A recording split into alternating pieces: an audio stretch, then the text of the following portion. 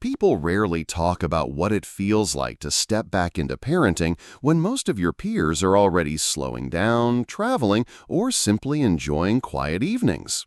At 74, your life was probably meant to carry a gentler rhythm, one where the biggest decision of the day might have been what book to pick up or what soup to simmer. And yet, here you are, waking up early to prepare breakfast, making sure homework is finished, and sometimes wrestling with the exhaustion that comes from being needed around the clock.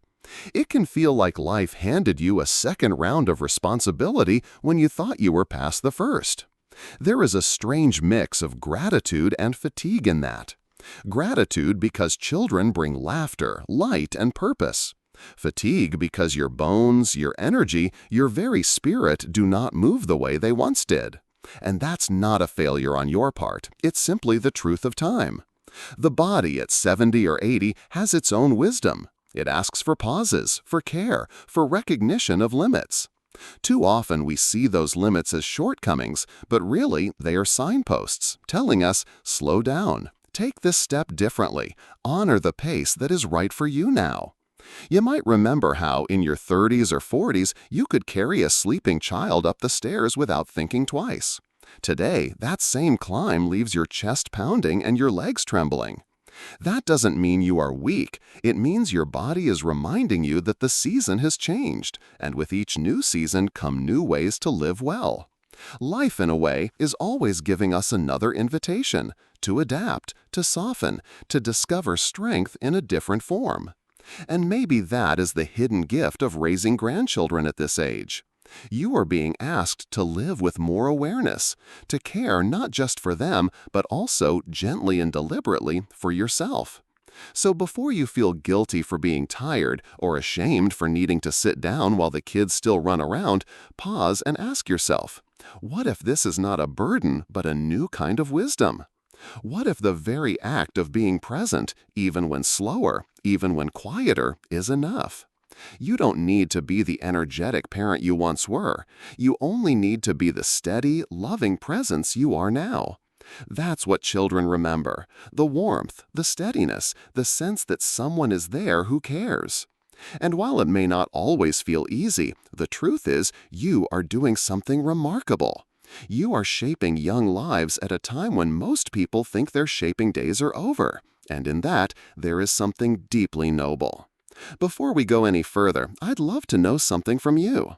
Where are you reading this from? Is it a small town, a busy city, or maybe a quiet countryside home? Drop your location in the comments below. It helps me see not just the words on a page, but the living community of grandparents all over the world who are walking this same tender, extraordinary path.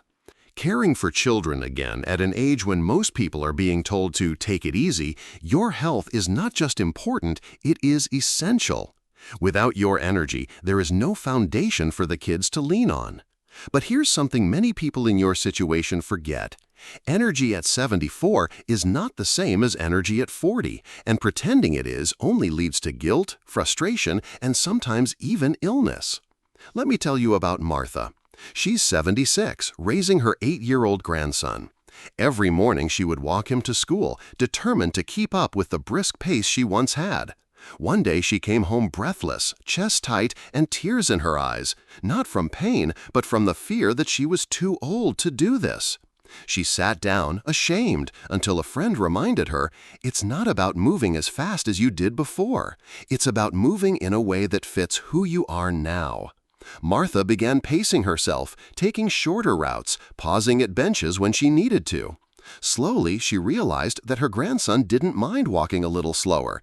He enjoyed those moments to talk, to notice the world around them. Her strength wasn't in rushing, it was in being present. And that's something worth remembering for yourself. Your body speaks to you every day. The aches, the slower recovery after a busy afternoon, the way you long for a nap when the kids are finally at school, these aren't weaknesses. They are signals telling you how to live in harmony with this stage of life. The challenge is not to silence those signals, but to listen with compassion. A few gentle steps can help. Stretch your body before the kids wake up. Nothing dramatic, just small movements to wake your joints and muscles. Trade long, exhausting walks for shorter ones spread through the day. Build rest windows into the rhythm of your household. While the children nap, do homework, or watch a short program, give yourself permission to sit with a cup of tea or even close your eyes for 10 minutes. And perhaps most importantly, notice the story you tell yourself. Do you whisper, "I can't keep up"? Or can you shift it to, "I'm doing what works for me, and that is enough"? These subtle changes transform not just your health, but your confidence. Children need a grandparent who is steady, not one who burns out trying to prove something. They thrive when you take care of yourself because it teaches them, too, how to respect their own bodies one day. If you found this reminder helpful, make sure to subscribe. I share gentle strategies like these often, and I'd love for you to keep walking this path with me. You deserve to be supported as much as you support the little ones in your care. Caring for children at an age when your heart and body are already carrying the weight of years is not only a physical challenge, it is deeply emotional. Some mornings you may wake up with joy, thankful for the laughter echoing through your home. Other days, though, the weight of responsibility feels like it presses against your chest, and even the smallest tantrum or argument can bring a wave of weariness you didn't expect. This is not because you are failing. It is because your body processes stress differently now. Science tells us that as we age, the hormone called cortisol, the one released when we feel stressed, doesn't fade away as quickly as it once did. In your 40s, you might have been upset for an hour and then by evening felt steady again. In your 70s, however, the same stressful moment can linger inside you like a shadow that refuses to leave. That lingering isn't a sign of weakness, it's simply biology. Knowing this allows you to give yourself grace, to see that your shorter temper or slower recovery after a hard day isn't a flaw, but a natural part of aging. When you understand this, you can stop blaming yourself and start tending to your emotions with the same care you give to the children in your home. Think for a moment. When was the last time you felt truly rested, not just physically, but inside your heart? Can you remember a moment when you noticed your patience running thin and realized it was not really about the child, but about your own tiredness? These small reflections are important because they gently guide you toward compassion for yourself. One grandmother I spoke with, Anna, age 73, told me that when her granddaughter threw tantrums, she would find herself crying afterward. At first, she thought it was because she was too old and fragile. But once she learned about cortisol's slow release, she realized her tears were her body's way of still holding on to the storm of stress. Instead of fighting it, she began keeping a small journal, writing 2 or 3 sentences at night about what felt heavy during the day. She said it was like giving her body permission to let go of what it had been carrying. You can do the same in your own way. It might be writing in a notebook. It might be sitting for 5 minutes with your eyes closed, or even letting yourself ask for a friend or neighbor to listen without judgment. Small practices like deep breathing before bedtime, gentle walks at sunset, or even a quiet cup of tea can help remind your nervous system that it is safe to release. And remember, children benefit from watching you take care of your emotions.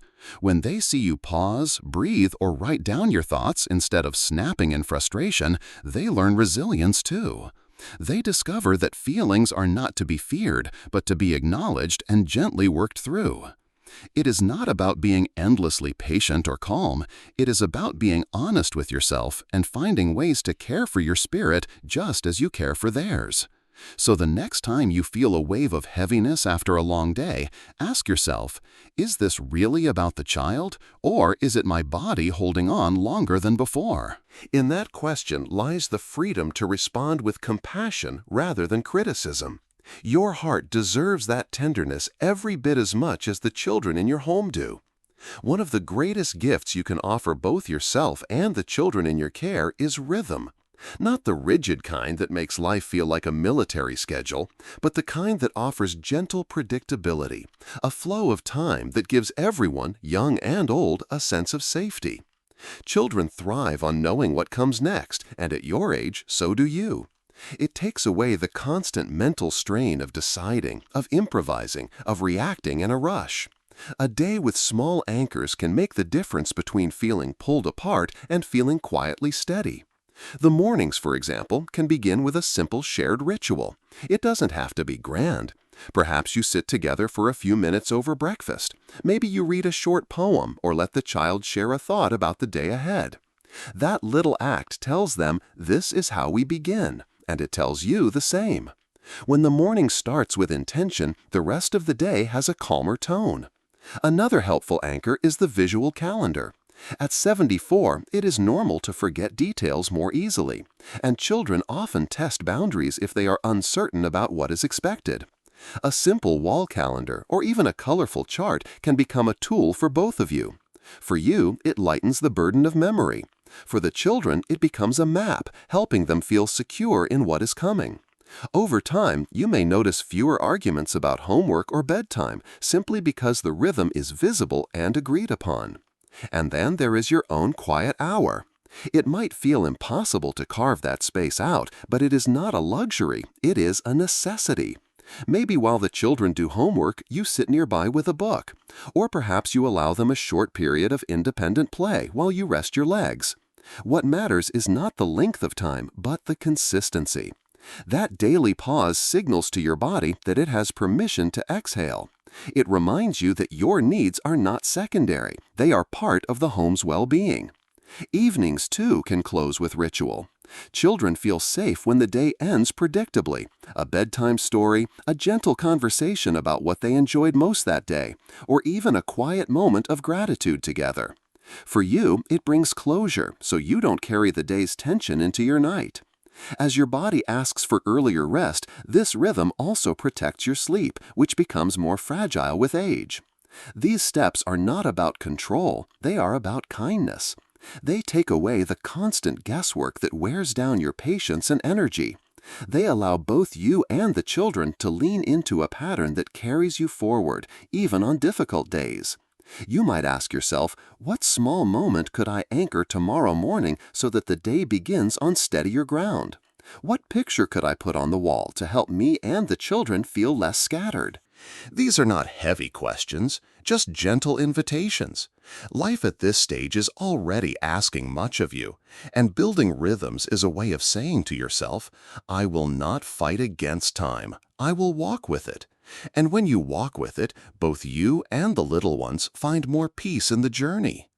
There is a quiet belief that often creeps into the minds of grandparents raising children, a belief that says, if I ask for help, it means I'm not doing enough. That thought can be so heavy, can't it? It whispers in the background when you consider calling a neighbor or when you hesitate to tell a teacher you are feeling overwhelmed. But let's pause and ask, who created that rule? Where did we learn that a good grandparent is the one who does it all, alone, without leaning on anyone else? That story has been told for generations, but it is simply not true. In fact, it can be harmful. Children do not thrive in isolation, and neither do you. They grow best when surrounded by a village, when they see multiple adults caring, guiding, and sharing responsibilities. And you too need that village, not because you are failing, but because no single human being, no matter their age, can carry the full weight of raising children without support. I once spoke with Robert, age 78, who was caring for his 2 grandsons. For months he refused any offers of help, convinced that accepting would make him appear weak. His health began to slip, and one evening, exhausted, he fell asleep while the boys were still awake, unsupervised. That moment scared him enough to finally reach out. He asked a local church group if someone could help with after-school pickup twice a week. To his surprise, not only did people step forward gladly, but his grandsons also began forming healthy bonds with those volunteers. He realized that accepting help didn't diminish him. It expanded the circle of love around his boys. That is the truth we often forget. By inviting others in, we give children more examples of kindness, more hands to guide them, and more hearts to lean on. Help can come in many forms. Sometimes it is practical, asking a senior center about meal programs, or seeing if a neighbor teen can help with yard work. Sometimes it is emotional, joining a support group or speaking with a school counselor who understands the unique challenges of grandparents raising kids. Sometimes it is spiritual, leaning into your community of faith if that is part of your life. What matters is not the shape it takes, but the willingness to allow it. And here is something else to consider. By asking for help, you are also teaching your grandchildren an invaluable lesson. They see that even strong, wise adults cannot and should not do everything alone. They learn that connection and community are part of being human. Isn't that a lesson worth giving them? Strength is not about carrying every burden by yourself. True strength lies in knowing when to place a little of that burden in another's hands, so you can walk steadier, live longer, and keep offering your love without burning out. So let me leave you with this thought. Maybe asking for help is not a sign of weakness, but the deepest kind of wisdom.